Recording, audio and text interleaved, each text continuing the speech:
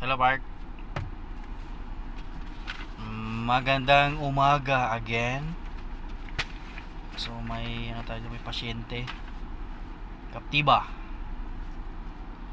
Gear shift shock from P to D and R to D. So una syempre, duplicate natin yung concern. Shock daw. So from P to D. Uy, lakas ah. From R to D. Ay, lakas Brad. Uga lahat. Ulit nga, R to D. Lah.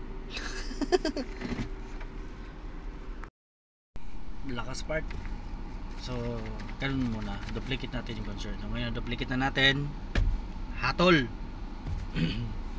Hindi nga, part kasi sa mga gantong model, mga Captiva 2023 model, ang kadalasang problema nito is ang TCM.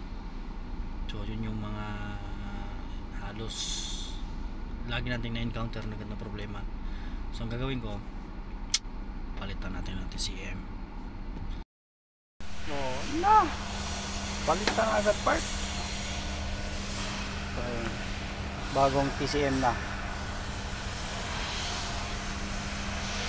So, maya check natin kung ito na ang reality after natin magpalit ng TCM.